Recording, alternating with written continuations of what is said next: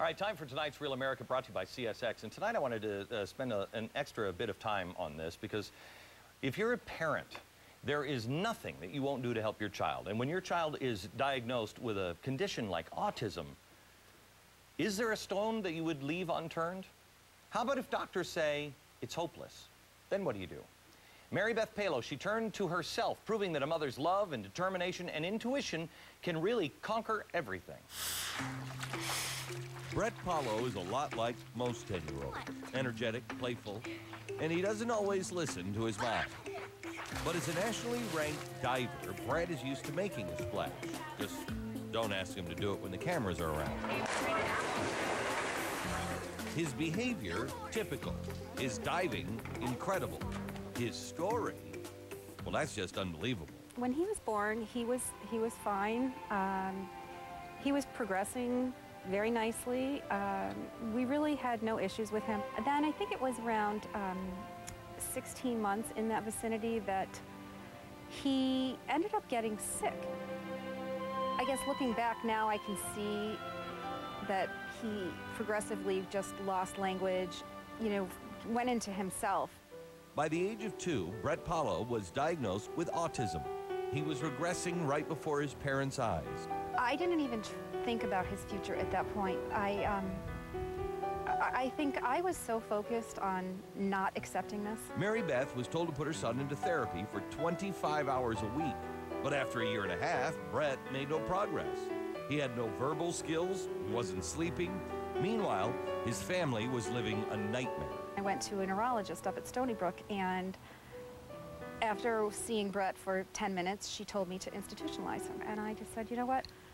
I'll do this myself, because nobody else is helping me, and that was really the turning point. After watching her son's behavior day in, day out, something clicked. It seemed Brett was only happy when he was watching television. So Mary Beth made a television show out of everyday life. Taping everyday family activities, Brett watched the videos intensely. Mary Beth watched a breakthrough. I can still remember it. He was upstairs in his little therapy room with his therapist, and I just said to him, hey, Brett, what are you doing? And I was just expecting the usual silence, or, maybe I would get a glance, but nothing else. And he did. He looked up at me like I was an idiot and said, I'm coloring. In those 2 words, Mary Beth knew she was getting her son back. Brett's imitation of video didn't stop with home movies. He loved Olympic diving, began to imitate Greg Louganis. Now, the 10-year-old boy who Mary Beth was once told to institutionalize is a self-taught diving champion. He talks about his future and what he wants to do, and he talks about getting married. And whoever marries him is going to be one very lucky girl. Joining me now is Stephanie Thomas. She is on the board of directors of Watch Me Learn, is a personal friend of Mary Beth, and has witnessed changes in the family firsthand.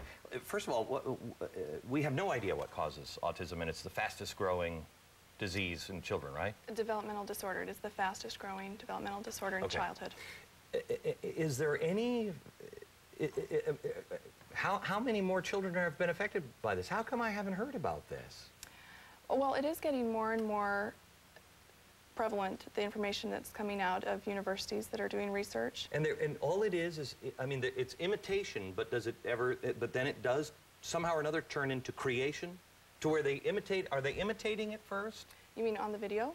No, when the kids are watching, yes, and they're doing nothing, are they first imitating? Yes. And then it becomes creation somehow? A switch just goes on? Yes, that's correct. And, a lot of people have been concerned about video-based training for kids with autism because of the concern that they will fall into a pattern of, it's called echolalia, and that is the repeating that you're talking about.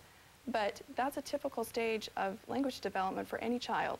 Mm-hmm. You'll see it starts with really gesturing with infants, where they smile, or you smile at them, they smile back, and right, clapping. And so that's something that people should not be fearful of, but rather an important step toward language development and socialization. Okay, so now you guys are you make videos of everyday things, or you teach families how to do it, or what exactly? A little bit of both.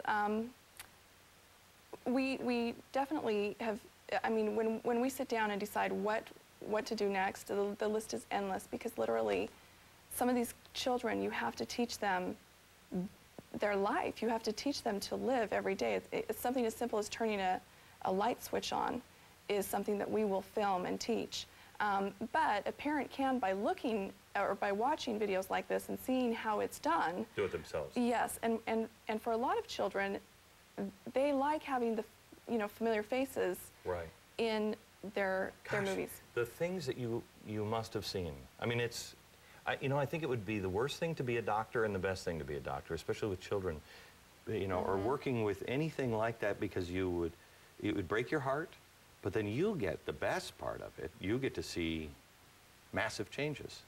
Yes, we do, and most significant advances, or many in autism, have come because of the determination of a parent who's either pushed their doctor to action that, you know, she or he's never taken before, or has taken matters into their own hands. And, you know, for that, it's a wonderful environment to work in. Let me tell you something. If you have a child of special needs, I have one, and the doctors told me everything that was wrong.